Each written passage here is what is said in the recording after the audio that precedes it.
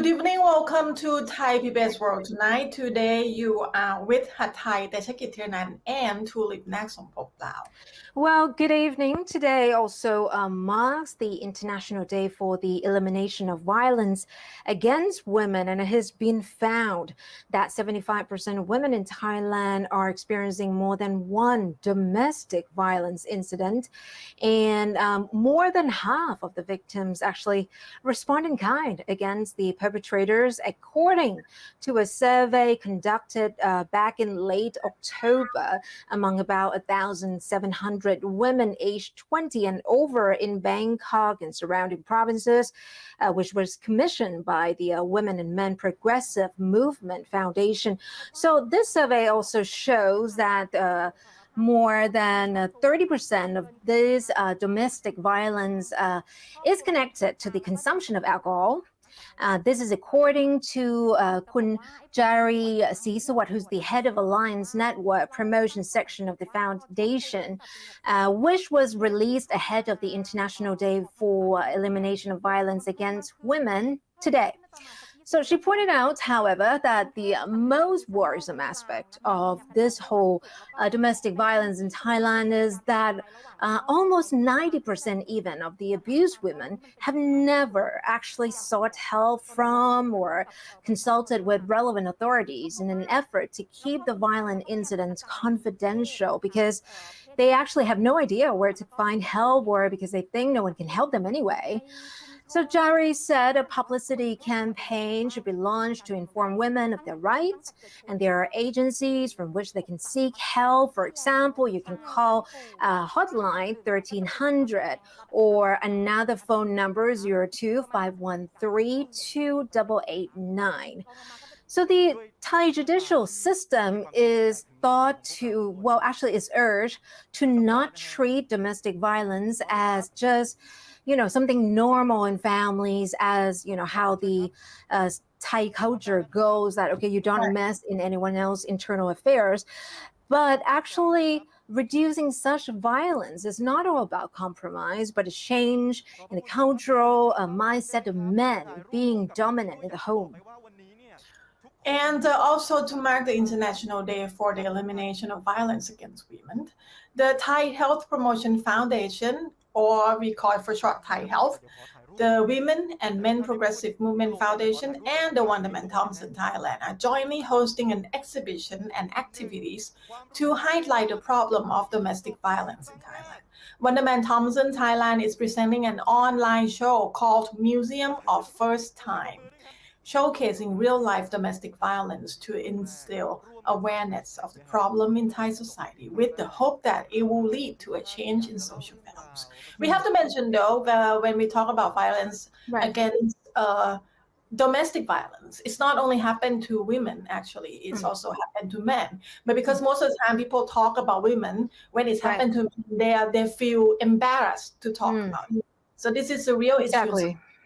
Yeah, we have to make sure that they're aware of their rights and they should seek help when this problem. Exactly. Well, today is about women, but you're right as well that it can go both ways, right? And when it's actually already sad to see that a lot of women have this stigma of not reporting, of not speaking out. But it's probably even sadder if men in domestic partnership have even more of a stigma to come out. Yeah. Anyway, let's moving on to the update of COVID-19 situation in Thailand. So as many as 4,270 Thai medics across the country have contracted the disease since the pandemic began in February 2020. This is the information from the Department of Disease Control, or DDC. So among them, 198 doctors and 34 medical students, and the rest are nurses. Assistant nurses, dentists, public health academics, health volunteers, housekeepers, laboratory technicians, and administrators. This is the data collected from February 15 to November 22nd. Dr. Sumani Vacharasin of the DDC told the Center of COVID-19 Situation Administration, or CCSA, that the number of infected doctors is considered high. These are anesthetists, nephrologists, general physicians, cardiologists, gynecologists, and emergency physicians. Meanwhile, 13 provinces are being monitored by the CCSA in terms of COVID-19 spread amid a spike in the infections. These are สงขลา ตรัง สุราษฎร์ธานี กระบี่ นครศรีธรรมราช ขอนแก่น สระแก้ว นครราชสีมา สระบุรี อุบลราชธานี อุดรธานี กาญจนบุรี and ประจวบคีรีขันธ์ Infections in these provinces accounted for 32% of new cases across the country. So today, Thailand logged 6,335 COVID cases and 37 deaths. About 90.4 million vaccine doses have been administered so far, of which 40 million people have received 2 shots. 40 million, so numbers looking better. It's looking much better. If you remember, we still keep back then. We kept reporting all this, and then it kind of increased really, really slowly. But now, more than half is the majority of people actually already got 2 doses. That's good. After a long frustration, yes. Right. And still on the topic of COVID. Even if you're not a fan of this Thai-born K-pop rapper and dancer Lalisa or Lisa Monoban, you might have already heard that she contracted COVID. But today we got some more updates that she actually didn't seem to develop any serious symptoms. And her 3 fellow members of the renowned girl group Blackpink have tested negative for the virus, to the relief of a lot of fans. And this is according to the managing agency YG Entertainment.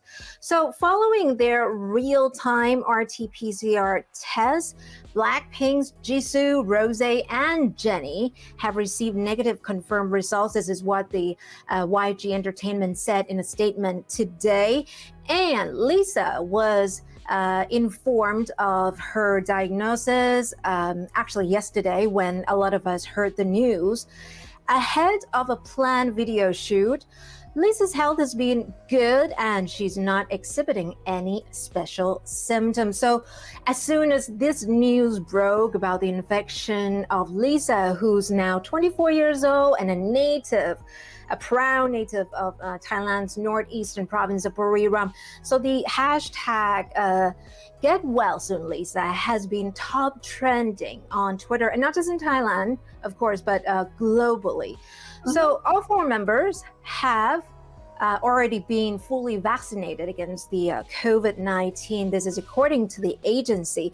And of course, when this happened, it doesn't come as much of a surprise when South Korea is now also one of the countries that currently battling another surge in COVID cases. With a record high of actually more than 4,000 recorded yesterday. So ending the statement, YG Entertainment did wish Lisa a quick recovery, and that they will continue to cooperate with the health authorities and take all the measures to prevent the spread even further. Well, that's good news. That's actually a relief for a lot of fans out there. They have such a huge fan base all over the world. It is actually a reminder to everyone that even though you have been vaccinated, you can get infected. What vaccine helps you is that you're not going to get, your chance of getting severe symptoms is lower. That's what it does. It does prevent severe symptoms and death. So which means that, social distancing and all the measures still have to be observed, even though you're fully vaccinated. You're right. Okay, now let's moving on to politics. The opposition Pheu Thai party is planning to seek a ruling from the Constitutional Court about the premiership of Prayut Chan-o-cha, the incumbent Prime Minister of Thailand. Pheu Thai party leader Dr. Chonnan Sikaew said that the party is seeking an interpretation of Article Section 158, Paragraph 3 of the Constitution, which states that the Prime Minister shall not hold office for more than 8 years, whether or not in consecutive terms. Chonan said that the possibility that Prime Minister Prayut may dissolve Parliament and call a snap election before the end of his term is of no relevance in the context of this request to the court.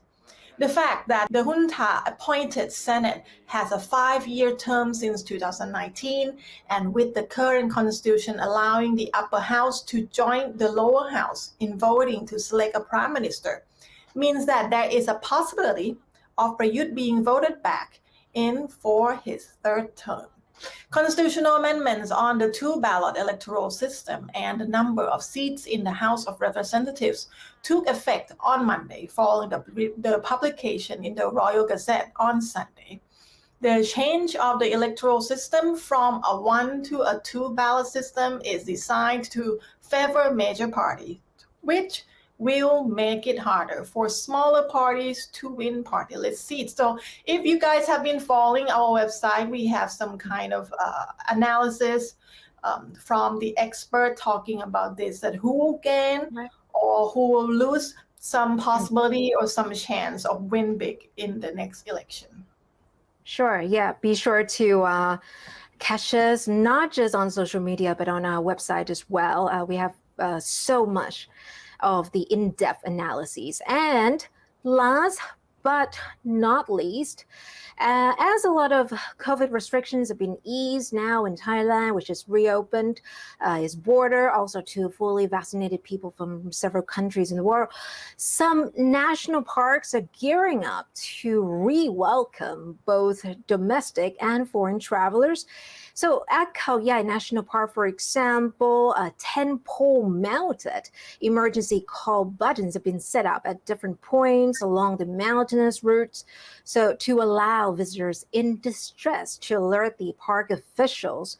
So the new communication tool is a joint effort between the National Park and the King Mongkut Institute of Technology to provide visitors with a means of calling for help if they get into trouble, such as a road accident, car breakdown, or even an encounter with wild elephants on the road. So the park's chief said the emergency signal system will offer improved safety for visitors because mobile phone signals do not cover the whole area. And those who need help simply press the button on the panel for 5 seconds until the light flickers, which means that the signal is being sent to the control center. And the center will then alert park officials closest to the scene to go and provide help. The chief also said that emergency buttons are currently on trial and they are working well.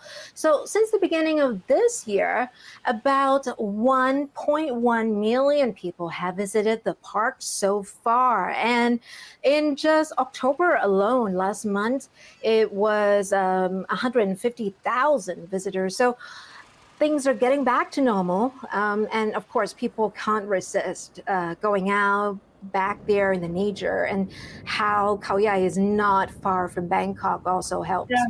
It just made me wonder, 10 pole of emergency buttons in Khao Yai. Khao Yai is pretty big. And 10 buttons, I'm not sure if it's enough, but it's a good start. Yeah. But maybe people have to have mindset of not just looking for button when there is emergency, because I think it will not be easy to find. Right. Exactly. Well, it's definitely a start. Yes. And with that, we wrap up this edition of Thai PBS World Tonight. Do catch us like this every weekday at 7 p.m. for all the top stories, explainers, and of course, you can't miss out commentaries. So don't forget to follow us on social media, and we'll come back to see you again tomorrow. สวัสดีค่ะ สวัสดีค่ะ